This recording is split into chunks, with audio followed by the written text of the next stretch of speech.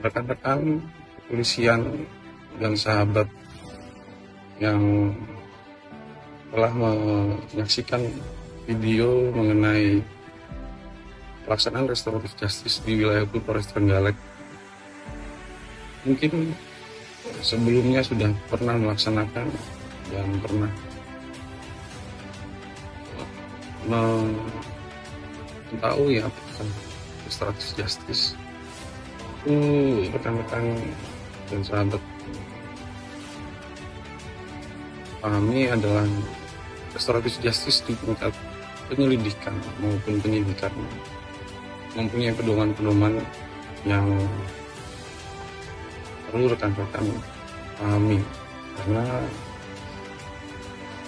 penegakan hukum secara restoratif adalah kebijakan Bapak Kapolri, Bapak Jenderal Listio Sigit Prabowo, yang menekankan bahwa untuk memenuhi rasa keadilan masyarakat perlunya upaya hukum progresif, dan Bapak Kapolda Jawa Timur Inspektur Jenderal Dr. Mika Afinta sudah menekankan pada para satuan wilayah sampai dengan polsek dalam melaksanakan penegakan hukum harus memenuhi rasa keadilan bagi masyarakat. Untuk di Polres Trenggalek sekitar awal tahun 2022 sampai dengan Februari ini sudah melaksanakan sekitar 5 perkara restoratif justice dan akan terus dilaksanakan sesuai dengan perintah Bapak Kapolda. Untuk langkah mengikuti tingkat perkembangan di dunia hukum yang mulai bergeser dari positivisme ke progresif, hal itu juga untuk pemenuhan rasa keadilan bagi masyarakat. Untuk restoratif justice mempunyai pedoman, yaitu pasal 1 angka 27 Peraturan Kepolisian Negara Republik Indonesia nomor 6 tahun 2019 tentang penyidikan tindak pidana, yang menyatakan bahwa keadilan restoratif ini harus melibatkan pelaku, korban, dan atau keluarganya serta pihak terkait. Hal ini bertujuan untuk tercapainya rasa keadilan bagi seluruh pihak dengan klasifikasi atau jenis-jenis satu tindak pidana yang diselesaikan adalah tindak pidana yang bersifat ringan, yaitu tindak pidana yang merupakan delik aduan baik bersifat absolut ataupun relatif. Ada keinginan dari pihak yang kedua, ada keinginan dari pihak-pihak yang berperkara. Ini yang paling penting, pelaku dan korban, untuk melakukan perdamaian, dan akibat dari permasalahan tersebut tidak menimbulkan dampak yang luas di wilayahnya ataupun dampak yang negatif terhadap kehidupan bermasyarakat. 3, harus dilaksanakan kegiatan yang bersifat rekonsiliasi atau pertemuan dengan mempertemukan pihak yang berperkara serta melibatkan peran sosial seperti tokoh, kepala desa, masyarakat setempat maupun tokoh agama. Yang keempat, dalam menyelesaikan perkara perlu memperhatikan faktor yang pertama, niat, usia, kondisi sosial, ekonomi, dan tingkat kerugian yang ditimbulkan. Hubungan keluarga atau kekerabatan serta bukan merupakan perbuatan yang berulang residivis, ini tidak dibenarkan untuk dilakukan restoratif justice.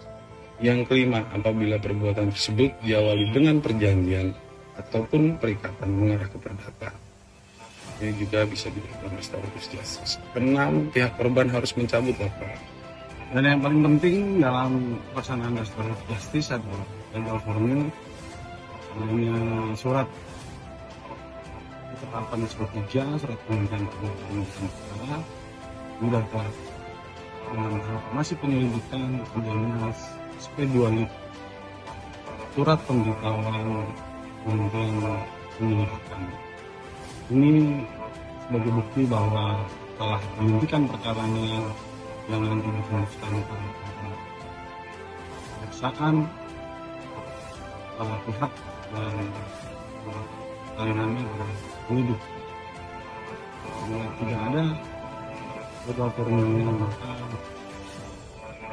kemudian maupun penghentian penyidikan maupun penghentian penyidikan itu tidak bernilai sebagai sudah dihentikan. Itu merupakan hal yang paling utama. Terima kasih.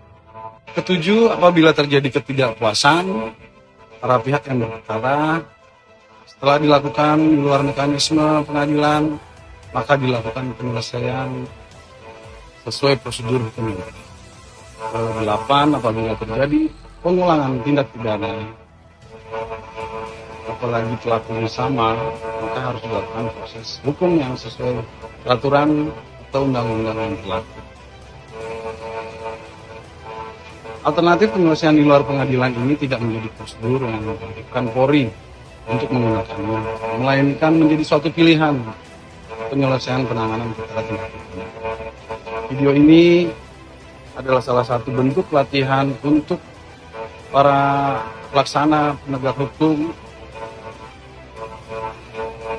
sebagai gambaran, sebagai pendidikan kepada pelaksana di Polsek maupun di Polres.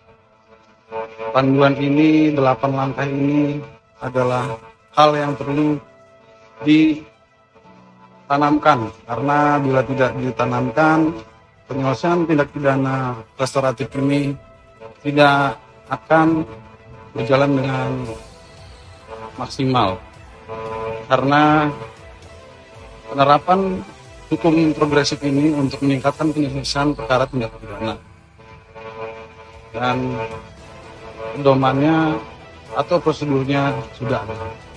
Demikian video pelatihan, semoga bermanfaat bagi kita semua. Salam presisi, salam sehat.